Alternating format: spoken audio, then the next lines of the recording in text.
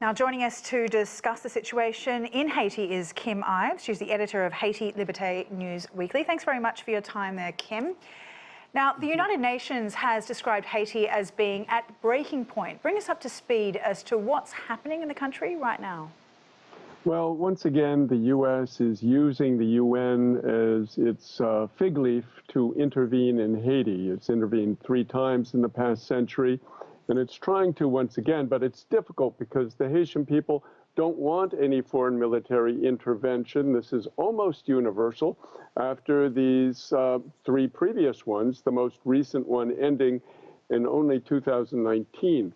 So right now, the people are in the streets as we speak. The Security Council is meeting, and their idea is to do something completely illegal under the UN Charter, which is to deputize a country, outsource to a country to intervene with their troops.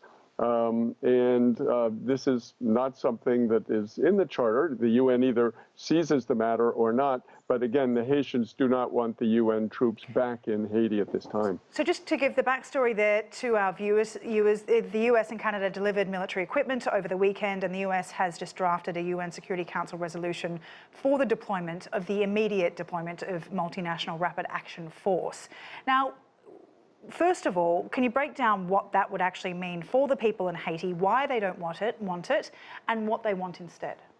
Well, the past occupations have been terrible. They've left orphans, they've left massacred neighborhoods, they've left a lot of sexual abuse in their wake, and the Haitian people don't want it. This whole notion that the fuel terminal is being held hostage by a gang is baloney. The entire city of Port-au-Prince is barricaded. The people are standing up, and it's not the barricade on the fuel that's causing the shortage of fuel, on the fuel depot that's causing the shortage of fuel. It's the fact that the Haitian government has bowed to International Monetary Fund dictates to raise the cost of fuel to levels that are unaffordable to Haitians. So they can't survive with these fuel hikes. And so they're saying, we're putting up barricades everywhere. This has happened before. It happened under Jovenel Moïse in 2019, and it's happening again today. So you deny the reports that gangs in the region are blocking off ports that are stopping 70% of the fuel to get to the people. Is that right? Completely. No. There is an area, and it's not a gang. It's actually an anti-gang federation. And again, this is part of the disinformation campaign. Can you explain that for us? Is that G9 and family? I'd be glad. Yes, that's the G9, Family and Allies, which is an anti-crime federation. That is, basically, the United States has been weakening the Haitian state over the past 2 or 3 decades since the rise of Jean-Bertrand Aristide back in 1991. And so by weakening the state, this left the ground open for criminal gangs to emerge, genuine criminal gangs that kidnap, extort, create all kinds of criminal activity. So in response to this, various neighborhood committees formed self-defense units to keep the gangs out. And they got together in this federation called the G9. Now they're calling the G9, ironically, gangs and lumping them together with the criminal gangs, when in fact the two are, as they say in Creole, lemon and milk. And so at this point, the U.S. target is not the criminal gangs, which are decapitating people, still kidnapping, etc.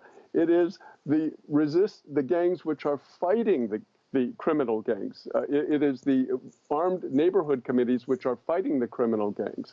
The G9 in particular, Jimmy Cherizier, known as Barbecue, who is their principal target, not the other criminal leaders. So what's the motivation for the U.S. then?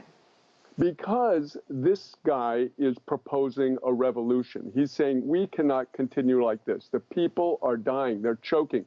They can't have schools, hospitals, roads, internet, sanitation, anything, and they are suffering. So he is proposing a social revolution, the same that's been carried out in China, for instance, or in Cuba, or in other countries. And this is panicking the U.S., panicking the Haitian bourgeoisie, because they see their whole structure coming down. And they're afraid that Haiti, being right next to the Dominican Republic and Puerto Rico, it could spread.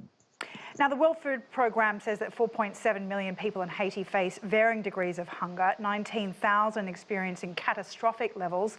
The UN has reported that gangs in the country are using rape now as a weapon. What can be done to help the country? What needs to happen? Well, let the Haitians solve their problems themselves. But that's not working. Yes, no, it could be working. We haven't seen it be able to work because the U.S. keeps intervening and saying Haitians are incapable of self-rule. And this is the result, really, of U.S. meddling, of U.S. neoliberal policies in the country, which have been strangling the country. This is the source of it. It's not the Haitians themselves that are at the root of their problem. It's coming from external meddling in the country. And that's why Haitians are in the street. Kim, so good to get your insight. Thanks very much for your time. Kim Ives there, editor of Haiti Liberté News Weekly.